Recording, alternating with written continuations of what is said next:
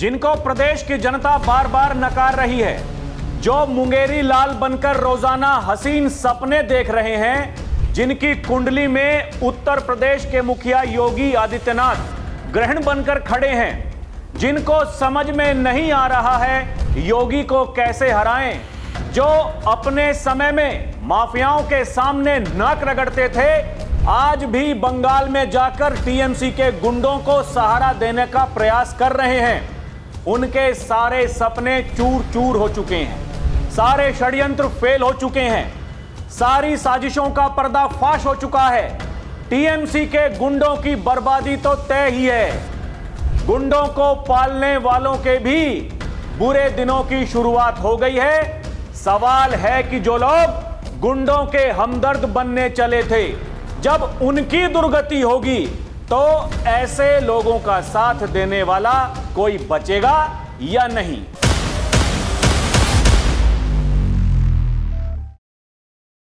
दर्शकों नमस्कार, DNP India देख रहे हैं आप, साथ हूं मैं आपके राहुल चौधरी। दर्शकों, आपको याद होगा संसद में जब अपना आखिरी भाषण दे रहे थे उत्तर प्रदेश के मुख्यमंत्री योगी आदित्यनाथ, जिस समय दर्शकों उनको चुना गया कि वो अगले सीएम होंगे उत्तर प्रदेश के, तो उन्होंने एक बात कही थी। उन्होंने कहा था कि ये जो दो युवाओं की जोड़ी 2017 में उत्तर प्रदेश में चली थी चुनाव जीतने के लिए, ये सोच तो रहे थे कि चुनाव जीत जाएंगे, लेकिन मैं इनके बीच में आ गया ग्रहण बन करके। एक मुझसे उम्र में 1 साल बड़ा है, एक साल छोटा है। भाई लोग कह रहे थे दो युवाओं की जोड़ी, 2024 के लोकसभा चुनाव में भी हमने देखा युवाओं की जोड़ी। ये युवाओं की जोड़ी बनाने से चुनाव नहीं जीते जाते हैं दर्शकों। जनता जनार्दन का आशीर्वाद जिसके साथ में होगा वही लोकतंत्र में जीतेगा, उसी की जीत होती रहेगी। अभी 2 दिन पहले योगी आदित्यनाथ ने फिर से यही कहा है, अगर आप सरकार में हो, आपके जनप्रतिनिधि वो लगातार लोगों के संपर्क में हैं, जो उनकी समस्याएं हैं वो समस्याओं को लेकर के ऊपर तक जा रहे हैं, जो मंत्री हैं उनको बता रहे हैं या मुख्यमंत्री हैं उनको बता रहे हैं, उनका समाधान हो रहा है, तो फिर आपको हराने वाला कोई है नहीं। लेकिन अगर आप जनता जनार्दन से बिल्कुल कट चुके हैं, आप उनके पास में जाते ही नहीं, आप सोचते हैं कि माफियाओं को प्रश्रय देंगे, गुंडों के सहारे चुनाव प्रचार कराएंगे, आप सत्ता में बने रहेंगे, फिर से आपकी सरकार बन जाएगी, तो फिर आप मुगालते में हैं, जिस मुगालते में अभी तक ममता दीदी जो कहती थी खेला होबे, वो उसी मुगालते में थी। उनके भतीजे अभिषेक बनर्जी खुलेआम धमकी दे रहे थे कि 4 तारीख के बाद में अगर किसी के बाप में दम है तो वो बंगाल में रह करके दिखा देना, जिसमें दम होता है वो चला जाता है। बीजेपी का पूरा कुनबा आज बंगाल गया, किसी में हिम्मत है तो रोक करके दिखा देते, कोई रोक पाया? जहां जहां बीजेपी की सरकार है, वो चाहे एनडीए की हो, बीजेपी की हो, सारे मुख्यमंत्री वहां पहुंचे, बीजेपी के बड़े बड़े नेता मंत्री वहां पर पहुंचे, कोई रोक नहीं पाया। कैसे रोक पाओगे? जनता जनार्दन का आशीर्वाद उनके साथ में है।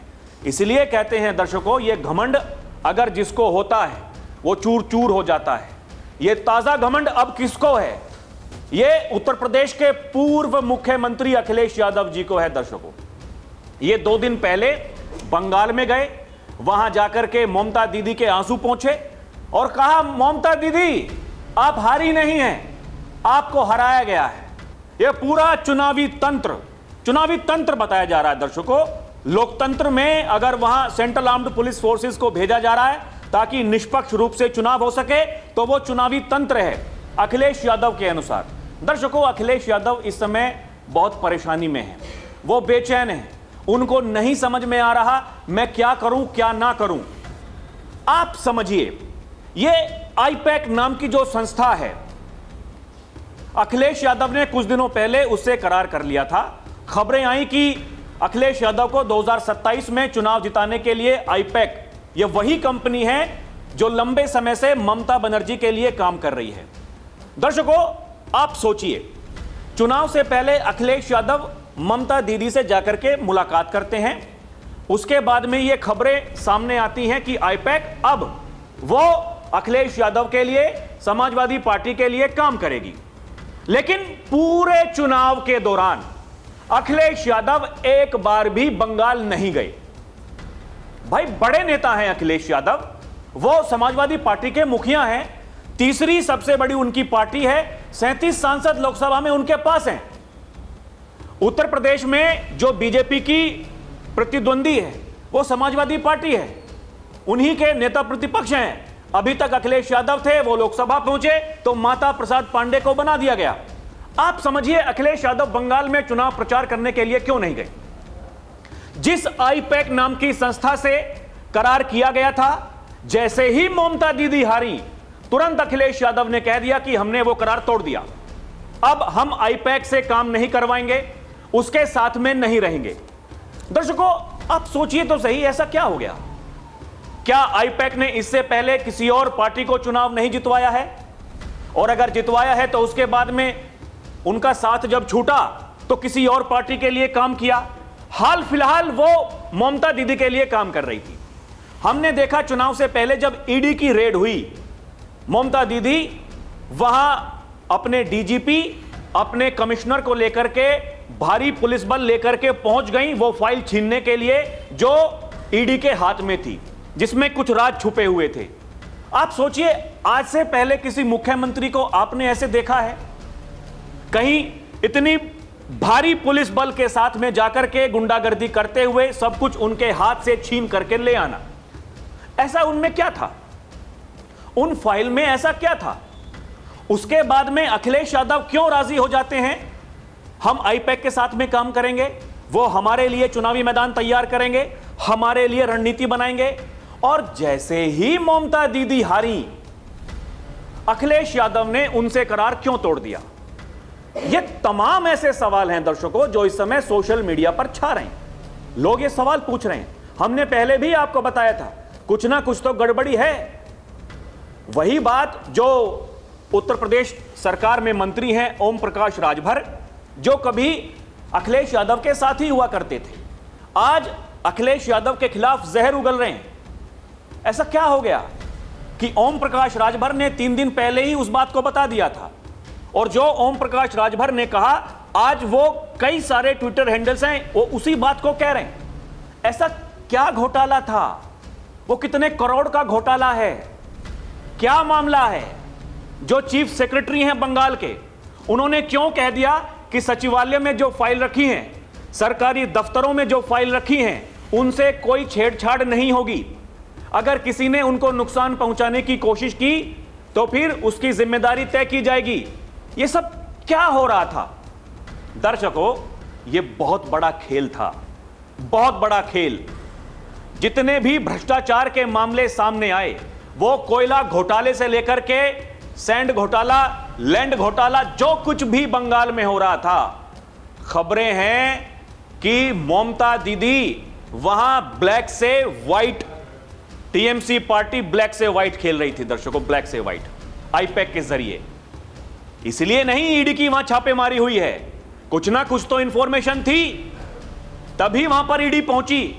और कुछ ना कुछ तो था कि ममता दीदी सब कुछ छीन करके वहां से भाग ली, और अखिलेश यादव उस जाल में जो फंस गए, अखिलेश यादव अब उस जाल से निकलना चाहते हैं। क्योंकि अगर टीएमसी की पार्टी, उसकी सरकार बंगाल में बन जाती तो अभी तक जो हम देखते आए हुए हैं बंगाल में, दर्शकों, जिस तरीके से वहां जो केंद्रीय एजेंसियां जाती हैं उनको काम करने से रोका जाता है, उनके ऊपर हमले किए जाते थे, उनको जबरदस्ती डराया जाता था, हमने ये देखा ना। ऐसा क्या हो गया?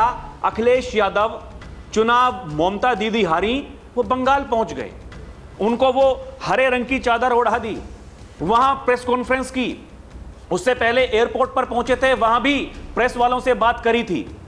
क्या सच है जो छुपाना चाहते हैं? क्या पता चल चुका है कि 27 से पहले ही एक बर्बादी की शुरुआत हो चुकी है? हालांकि बर्बाद तो है ही, अखिलेश यादव पहले ही कई बार ये कह चुके हैं हमारे पास में पैसा नहीं है। भाई अगर कहीं चुनाव प्रचार करने के लिए जाना है तो वहां हेलीकॉप्टर की जरूरत होगी, पैसा चाहिए होता है, वो पैसा हमारे पास में है नहीं। जब पैसा था तो सैफई में नाच गाना होता था, आज नाच गाना नहीं हो रहा है, खर्चे कम करने पड़ रहे हैं। कुछ ना कुछ तो गड़बड़ है। और क्या होने वाला था, और जो गड़बड़ घोटाला होने वाला था, क्या उससे पहले ही कुछ पता चल गया? दर्शकों, ये बहुत सारे सवाल हैं जो इस समय अखिलेश यादव को परेशान कर रहे हैं। आपको यह समझना पड़ेगा। आपको दर्शकों अगर थोड़ी बहुत भी जिज्ञासा है तो उस बात को समझिए, यह कितना बड़ा खेल था जिसका पर्दाफाश हुआ है, जो कुछ दिनों पहले आपने देखा होगा। ओम प्रकाश राजभर का आप ट्वीट देखिए। आज बताता हूं अखिलेश यादव की आईपैक को हटाने की कहानी। ममता दीदी ने आईपैक नाम की एक पॉलिटिकल स्ट्रेटेजिक कंपनी हायर की। उस कंपनी को काम देने के साथ ही ममता दीदी ने यूपी में सपा के लिए कॉम्प्लीमेंट्री काम करने का निर्देश दिया। मीडिया रिपोर्ट्स के अनुसार आईपैक की पूरी फंडिंग पश्चिम बंगाल में ममता बनर्जी की सरकार में हुए 2700 करोड़ से ज्यादा के कोयला घोटाले से हो रही थी। तमाम जांचों में यह बात सामने आई, हवाला के जरिए आईपैक को फंडिंग हो रही थी और ब्लैक मनी को वाइट किया जा रहा था। वो आगे बोलते हैं, पश्चिम बंगाल के कोयला घोटाले का यही फंड हवाला के जरिए आईपैक की यूपी विंग को आना था, जो सपा के लिए चुनावी जमीन तैयार करता। अखिलेश जी के लिए दुखद घटना यह हो गई कि पश्चिम बंगाल में ममता दीदी हार गई।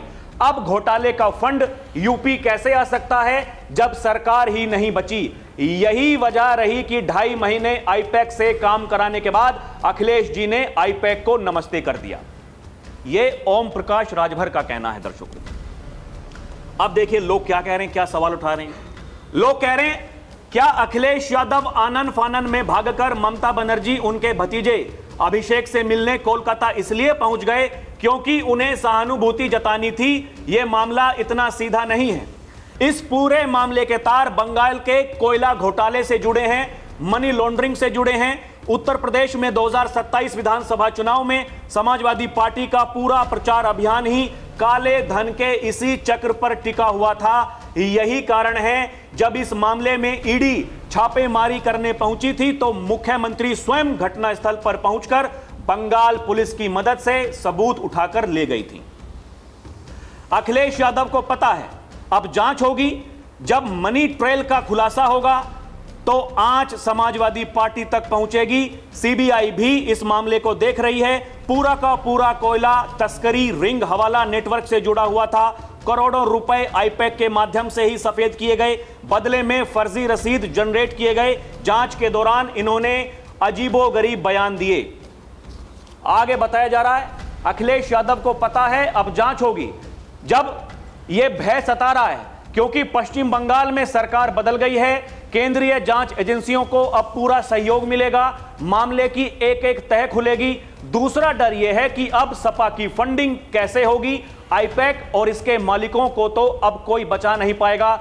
सपा के पास काला धन पहुंचेगा नहीं और चुनाव प्रचार अभियान रफ्तार पकड़ेगा नहीं।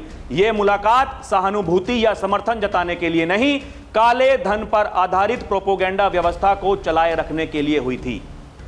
जो फोन पर बात नहीं कर सकते वो कहते हैं ना, सारी बातें फोन पर नहीं करनी चाहिए। अरे सहानुभूति देनी थी, आप दे चुके। आप ट्विटर पर लगातार लेख लिख रहे हैं, आप मीडिया वालों के सामने जो मैसेज आपको देना है आप दे रहे हैं, लेकिन आप वहां पर पहुंचे। ऐसा क्या था जो आप फोन पर बात नहीं कर सकते थे? वो आमने सामने बैठ करके बात होनी थी। दर्शकों, जब हम कुछ गोपनीय बात करते हैं तो कहते हैं ना कि नहीं, सारी बातें फोन पर नहीं होंगी, चलिए मुलाकात करते हैं। ऐसा क्या हुआ? लोग वही तो सवाल पूछ रहे हैं, उस मुलाकात के पीछे वो क्या खास था? यही लोग दर्शकों देखिए यही लिख रहे हैं। वो तमाम सारे ऐसे सवाल उठ रहे हैं, लोग यही पूछ रहे हैं कि किस बात का डर था अखिलेश यादव को। देखिए, ममता दीदी, अभिषेक बनर्जी, उनकी पार्टी के बड़े बड़े नेता, वो जो लगातार धमकियां दे रहे थे, उनके गुंडे जो धमकियां दे रहे थे, उनका तो इलाज योगी वाले स्टाइल में होना तय है। लोग ये कह ही रहे हैं कि वहां ऐसा मुख्यमंत्री चाहिए था, योगी आदित्यनाथ के जैसा। दर्शकों, शुभेंदु अधिकारी ने शपथ ले ली है, उन्होंने अपना काम शुरू कर दिया है। गुंडे तो बचेंगे नहीं, लेकिन ये जो भ्रष्टाचारी हैं, ये जो घोटाला करने वाले हैं, ये भी कहां बच पाएंगे। अखिलेश यादव वहां जाकर के क्या बोले थे कि जब यहां निष्पक्ष चुनाव हुआ, दीदी यहां की मुख्यमंत्री बनी, आज हम सबको मिलकर चुनाव में जो बेईमानी हुई है उसके खिलाफ खड़ा होना होगा। बीजेपी ने जो उत्तर प्रदेश में बेईमानी की वो उनका एक ट्रायल था, उससे सीखकर उन्होंने पश्चिम बंगाल का पूरा चुनाव लूट लिया।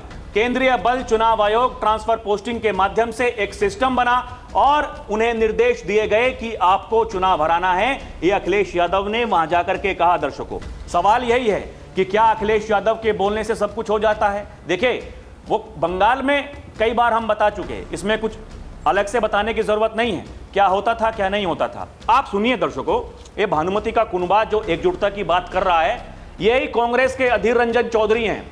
वो कहते हैं कि मैं बीजेपी का समर्थक नहीं हूं, लेकिन केंद्रीय बलों ने बंगाल में निष्पक्ष चुनाव करवाने में अहम भूमिका निभाई है। कांग्रेस के नेता कह रहे हैं, लड़िए इनसे जाकर के, राहुल गांधी को बोलिए पार्टी से निकाल दें इनको, ये आपकी पार्टी के लाइन में नहीं चल रहे हैं। आप जो कहते हैं, ये आपके जो दादा हैं ये अलग बात कर रहे हैं, इनको निकलवा दो पार्टी से। अखिलेश यादव जी, आप तो राहुल गांधी का साथ देते हैं, महिला आरक्षण बिल गिरवाते हैं, इनको निकलवा दो। ये आपकी बात नहीं मान रहे हैं, राहुल गांधी की बात नहीं मान रहे हैं। आप लोग जो कह रहे हैं गड़बड़ी हुई, घोटाला हुआ, अधीर रंजन चौधरी कह रहे हैं निष्पक्ष चुनाव हुआ। आप समझिए दर्शकों, लोगों को मूर्ख बनाने का जो इनका तरीका है, ये कोई पहली बार तो नहीं हुआ है। ओम प्रकाश राजभर का अभी कुछ देर पहले दर्शकों एक और ट्वीट आया है। आजकल ये जो बजरंगबली की बड़ी याद आ रही है, सनातन की बड़ी याद आ रही है, ये क्यों हो रहा है? जो लोग राम मंदिर को कहते थे, नाच गाना वहां पर हो रहा है, आज तक रामलला के दर्शन करने के लिए गए नहीं, जो कहते हैं राम कभी हुए ही नहीं, आज उनको भगवान याद आ रहे हैं, हनुमान जी याद आ रहे हैं। ये सब इतना आसान है? दर्शकों, ओम प्रकाश राजभर क्या कह रहे हैं? चुनाव जीतने के लिए अखिलेश यादव जी क्या क्या नहीं कर रहे हैं, टोटके का सहारा भी ले रहे हैं। उन्होंने अब अपने बाल बढ़ा लिए हैं। अब अखिलेश जी ने यह किसी पंडित या ज्योतिषी के कहने पर किया या फिर किसी मौलाना ने उन्हें ऐसा करने के लिए कहा है, इसकी सत्यता स्वयं अखिलेश जी बता सकते हैं। माता प्रसाद पांडे अथवा रामपुर के सांसद मोहिबुल्ला नदवी वो भी बता सकते हैं। आजकल चचा शिवपाल आजम खान जी के अलावा इन दो लोगों से निजी गुफ्तगू है। जो भी हो, आजम खान तो कम से कम अब कव्वालों जैसे बाल बढ़ाने की सलाह अखिलेश जी को नहीं देंगे। वैसे भी आजम खान की सलाह पर महीनों से अखिलेश जी ने अमल करना छोड़ दिया है। अखिलेश जी कुछ भी कर लें, चुनाव टोटकों से नहीं जीता जाता है। आदरणीय मुलायम सिंह यादव जी, शिवपाल यादव जी टोटकों से नेता नहीं बने, माटी में पसीना बहाकर नेता बने हैं, लेकिन अखिलेश जी टोटकों से नेता बनने की फिराक में हैं, यह कहा जा रहा है। अब दूसरी तरफ इनके सामने कौन है? इनके सामने है बाबा, उत्तर प्रदेश के मुखिया, जो कहते हैं कि जिस देवबंद से, दर्शकों वो सहारनपुर में थे, उन्होंने वहां कहा जहां फतवे जारी होते थे, आज वहां हमने एटीएस का सेंटर खोल दिया है। कोई आतंकी देशद्रोही सिर उठाएगा तो फिर उसका काम तमाम होना तय है। अब योगी तो ये कह रहे हैं कि भैया सनातन से टकराओगे तो चूरम चूर हो जाओगे। योगी तो ये कहते हैं जो राम का नहीं वो किसी काम का नहीं, और जिन्होंने राम का विरोध किया वो सब धीरे धीरे धीरे धीरे बर्बाद होते चले गए। इस कड़ी में कुछ लोग जो बचे हैं, जो आज भी बड़ी बड़ी बातें करते हैं दर्शकों, वो जातियों में बांटकर समाज को बांटने का प्रयास करते हैं। ये वही लोग हैं जब इनका समय था, ये माफियाओं को अपने मुख्यमंत्री आवास पर बुलाकर के उनका माल्यार्पण करते थे। जो आज उनकी कब्र पर जाकर के फातिहा पढ़ रहे हैं, ये वही लोग हैं दर्शकों, जब इनका समय था इन्होंने अपने परिवार के अलावा कुछ नहीं किया। आज ये फिर से झोला लेकर के पीडीए के नाम पर समाज को बांटने का प्रयास कर रहे हैं। अगर बंगाल में बीजेपी की जीत हुई है, वो केवल और केवल सनातन की जीत है दर्शकों। अगर किसी को यह लगता है कि उनकी रणनीति इतनी तकड़ी थी, वो रणनीति 2021 में भी थी, लेकिन वहां के सनातनी डरे हुए थे। अब की बार वहां योगी आदित्यनाथ ने कहा ममता दीदी खेला होबे नहीं खेला शेष। जब योगी आदित्यनाथ ने कहा औंधकार हटबे, जब योगी आदित्यनाथ ने कहा वहां जाकर के कोई मौलाना क्या बकता है, उनसे डरने की जरूरत नहीं। ये टीएमसी के गुंडे आपके लिए पंचर लगाते हुए दिखाई देंगे, आपके लिए सड़कों पर झाड़ू लगाते हुए दिखाई देंगे, जब योगी आदित्यनाथ ने यह कहा बंगाल की धरती को काबा की धरती नहीं बनने देना है। वो जो सनातन की गूंज थी वो उठी और 207 सीटें बीजेपी को जितवा दी। उसी जनता ने जो अभी तक हरवा रही थी, लेकिन वो चुनावी पैटर्न कैसा था? आज कैसा है, यही बड़ी बात है दर्शकों। सोशल मीडिया पर लोग यही लिख रहे हैं कि देखिए, अमित शाह ने कल वहां पर बंगाल में पहुंचकर जब शुभेंदु अधिकारी के नाम का ऐलान किया था, उस समय उनका जो पूरा भाषण था, उन्होंने ना एससी, ना एसटी, ना ओबीसी, उसका सहारा उन्होंने बिल्कुल नहीं लिया। उनके हर शब्द में सिर्फ राष्ट्रवाद और बंगाल रहा। जो राजनीति में है, उनको राजनीति करनी होती है। आप देखिए, आपका ये राजनीति करने का तरीका है, तुष्टीकरण की राजनीति करने का। दूसरी तरफ वो लोग हिंदुत्व की बात करते हैं। यही राहुल गांधी जो ईवीएम को दोष दे रहे हैं। अमित शाह वहां पहुंचे, उन्होंने कहा जो लोग आत्मनिरीक्षण नहीं करते बल्कि दूसरों को दोष देते हैं, वे कभी भी जीत के लिए तैयार नहीं हो सकते। तभी तो कहते हैं मोटा भाई, बाल सफेद हो जाएंगे, यही क्रम रहे तो आपको यहां पर आने नहीं देंगे।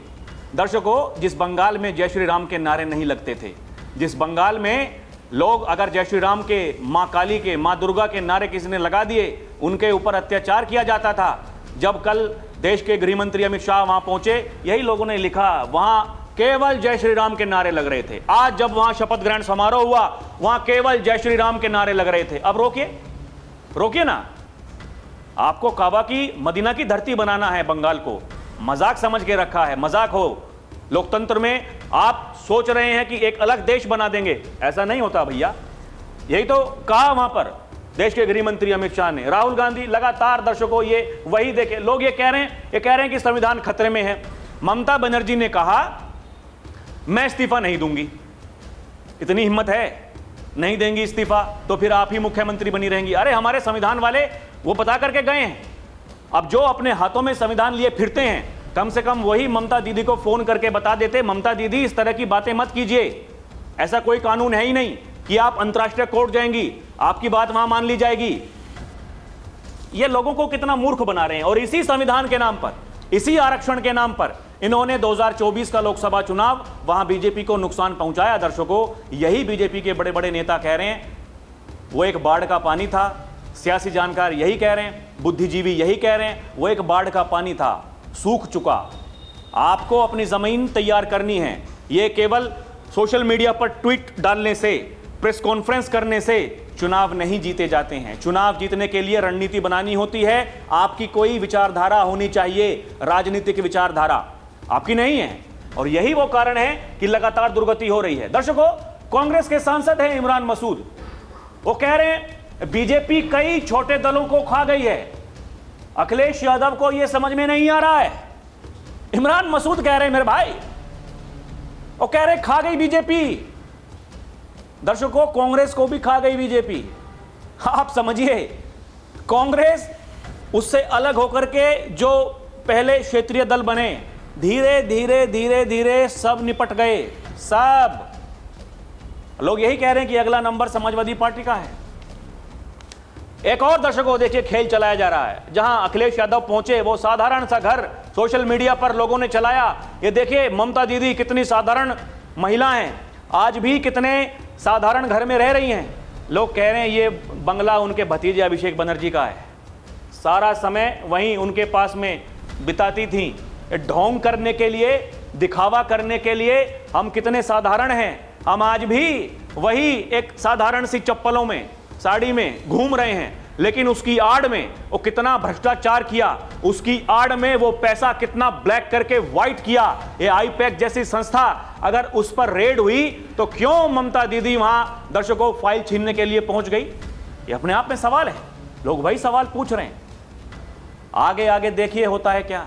दर्शकों, आपको क्या समझ में आता है हमें कमेंट करके बताएं। अभी के लिए इतना ही।